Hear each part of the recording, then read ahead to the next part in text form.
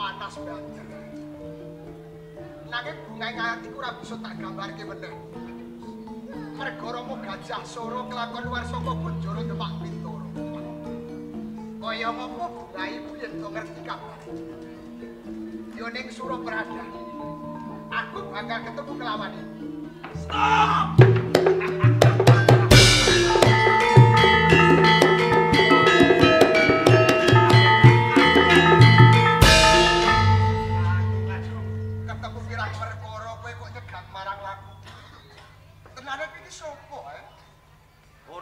Gak takok sapa karo kanca luangku.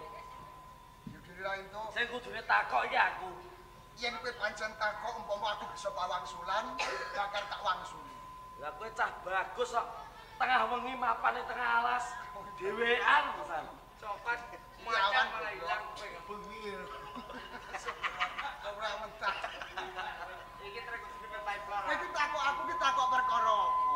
Aku tenahan iki ora ganggu kowe ngono ora. Terus. Tenahan aku karo golek buron-buron ora apa yang ngerti. Buron-buron. Bener. Lah kewan kita. Butuh. Alah opo kewan kicang? Lah Apa? ora. Lah ya ora kewan, bulan-bulanmu ki opo? Menungso. Menungso. Heeh. Kowe ngerti? Kowe anggere ngerti wis tak wani hadiah. Hadiah ya opo? Karing diding kowe entung kono lah. Tenang. Tung kok wis beres. Makro ngomong menawa aku ngerti pawongan sing dadi buron-buronmu mengko bakal tak duduhke. Lan? Kandhane berata? Buron-buron kuwi menungso. Sing jenenge Harya Saloka. Saloka? Iya. Ya kowe ora. Tak tukul jajan nek kok. Tenan. ora ngerti. Boleh ra tak golek. Tak kalah. Kowe golek bulan-bulan jenenge Joko. Harya Saloka. Tak duduhke ya. Ngerti tenan? Ya ngerti ya weruh. Yen kowe goleki pawongan sing jenenge Harya Saloka, ora ana loro, ora ana telu mung siji. Aku. Iya. Pas. Cocok. Ora usah digoleki. Sawise kowe krungu aku kondo Harya Saloka, guyu ngakak seneng atiku. Lha iki ketemu pirang perkara. Ya seneng lho, Bos. Bondo donyaku. Kowe Gajah gajah mbok karepno kok bondo donya. sing tak karepno nek wis ketemu kelawan kowe sing jenenge Harya Saloka, tak jaluk nyawamu. Tak pateni. Ketemu yo lagi sepisan iki. Aku ora duwe perkara karo kowe kok arep mateni karo aku. Ora hidup, sing penting kowe mati. Nek kowe mati, aku sugih dadak. Ya bos. Yen pancen wis Manut ora?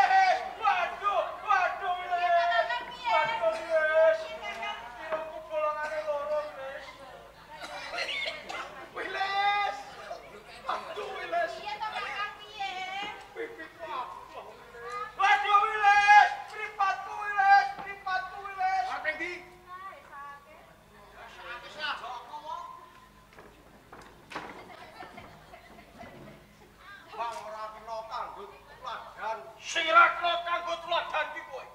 Jane piye? Jarene Demang ngayomi sak kademangan ning buktine tumindak pakarti sing ora Aku tumindak piye Mas Jenar? kaya ngene iki sing mbok selak iki. Ana bukti lan kasunyatan Maesa Jenar ndak wong nek ora ana bukti lan kasunyatan ora wani. Cetane aku mbok dakwa miloro Haryo Saloka. Lho, aku durung ngomong kowe wae wis krasa. Kaya ngono kuwi isih mbok selaki tole Haryo Saloka nganti kaya ngene iki mung gara-gara kowe Demang. Nek Haryo Saloka kelakon tak piroro tak pateni lho.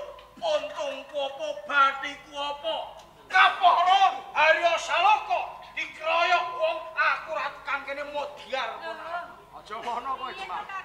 Kowe aja ngono. Lho aja ngono piye? Ning kene ora ana pawongan sing ana Demang Sarayuda. Kalau Ana apa? mripatem nggo nyawang. Nak mripatem nggo nyawang kan. Kakang Maesa Jenar. Kan? Pate wong. Sampe kok jenis supi lho. Napa? Ana pawongan sapa kuwi? Ayo ketok bokonge to. Lah itu Nduk.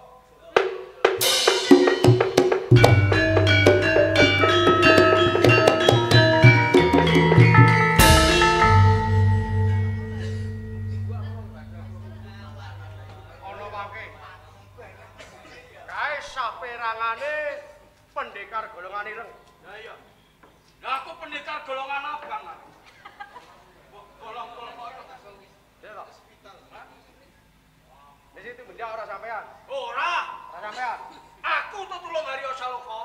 meneki aja ngono Kakang. Anggaran nguatem wong. Aja ndak mau nek ora ana bukti lan kasunyatane. Nek kasunyatane ana kok. Najan to bukti kasunyatane salah. Nek ra ana. Gandeng sabar lho, Pun. Sabar jaluk ngapura. Man, Aja melilih mripate. Jaluk ngapura ki boyo sing apik. Kenapa? Ora sudi. Kakang Demang, Apa ngene? kok mripate padha melilih? Lek padha mondole ra mrene. sejak-sejak kono. Kakang Piye? Demang, nek enten wong salah jaluk ngapura niki kudune sampean menehi pangapura. Kuwi nek ijeh ngapura aku ngapura kowe entek dek iki. Alah, jenengan niku nek sampean mengke menehi pangapura, nggih kawatane wong sumpun. Ya. Wah, kondang malah. Oh ngono. Nggih. Ora karono wis tak culek mripat. Sing ngancam kok. Ra ngancam piye? Aku salah, aku njaluk ngapura. Ya salaman to, Kakang. Nah, Yo, tak ngapurani. nah, lah ngene lho. Nah. Arek ngono, apik. Lah iki terus piye? Kalau kok Aduh awakku lho. Serius. yo tangi le. Tangi. Awakku lho sayang. Ah. Aduh awakku. Bocah lanang trimo kroyok wong Mau liya. kowe iki ra takon mula-mule aja bacot terus. Ben awake ora sayang. Kowe iki duwe bolo mantingan lho. Wong bacot. Kok yo ora omah barang kok. Ya omah ora omah ora. Sampe yo ora di omah. Hah? Kula mboten kiat mlaku, Pak. Aduh. Ora kuat laku. Ra kon aku dipikul, dipikul. Kok tak gendong. Kula mboten nyuwun digendong sampean. Lah terus. Mboten. Kula nyuwun digendong kalih Pak Demang sing klambine apik. Terus Niku nek disuduk mantuk-mantuk. malah disuruh manuk-manuk kontong kok piye? Aduh awakku lho. Mesake tole Haryo Saloka. Awake lara tak gendong ora gelem. Njaluk digendong Pak Demang sing klambine Apa abang. ora kleru nak? Aku kuwi Demang Gunung Kidul, Demang sing kondang, sing sugih bondo banu. Lho, kon gendong ponakanmu Saloka kuwi. Apa ora asor derajatmu mah Prasetya? Kakang Demang. Jenengan niku Demang. Ya. Nek kelakon ndok tole Haryo. Nangke kaya kuncara aku. Cara apane? Kakang sedaya kawula ta jero kudul niku Ora peksa. cara malah pedhot bangke aku. Ana nggih boten. Nangke Ya semono gedene kon gendong kuwi. Kakang Demang. Nangke nek kawula sami ngertos lho. Kae lho Demang Sarayuda lho sak wong Demang bae kok gendong Saloka lho. Malah kuncara malah sae. besok sampean nek mati munggah swarga. Amarga gedhe ganjarane. Masa munggah swarga gampang ngono. Lah iya, masane gampang kok. Ayo Rek, datangi. Ya sampean sing Datangi cedak, dhewe. Rek. Nek sampe yo cedak lho karo gendong kok yo malah ado. Telung dina bosok pakai aku. Ayo. Yo yo.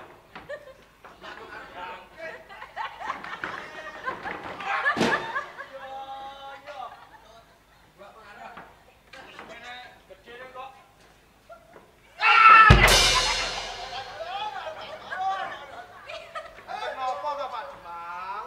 Kakang Demang. Iya, aku sing gendong reso. Kowe sing penak do gandengan. Lah jalukane Tole Haryo Saloko.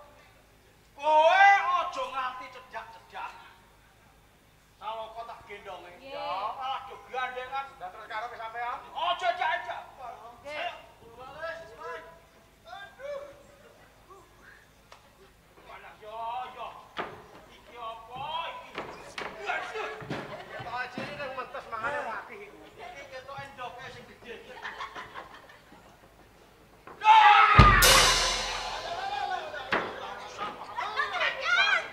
Nek kan Demang aja mukung to. Ya. Wis Ini jelane sampe wis jelane. tak gendonge Saloko kowe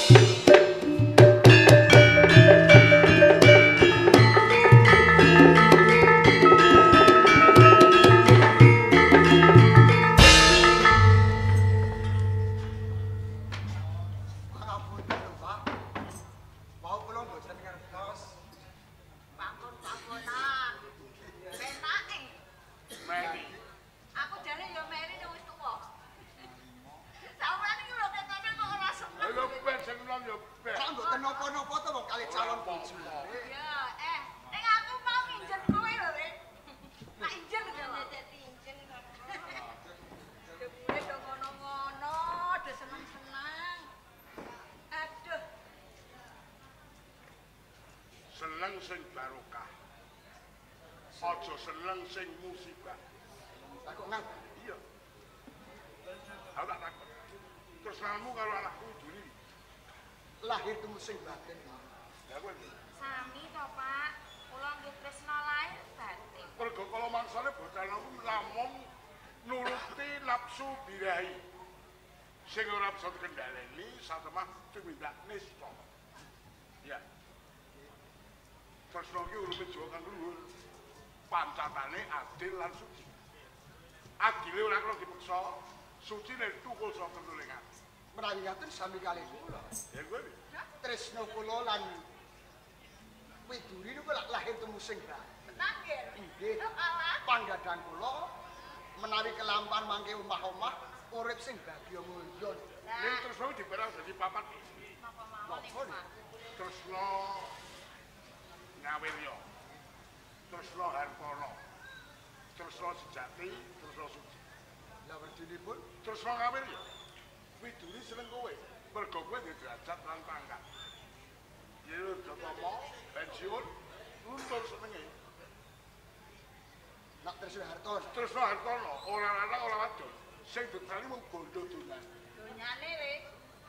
Ayo melarat, lambe bondo donya. Luntur senenge. Lunga tinggal. Mergo bondo donya. Lah nek Tresna sejati, Bu. Terus jati iki pindhane wong tuwa karo anak. Widuri ki anakku.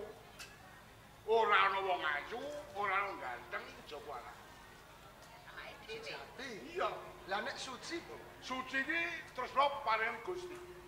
Sing diparingi kita jalu wadon sambung seksinya. Lah iki rak jumbo to niki.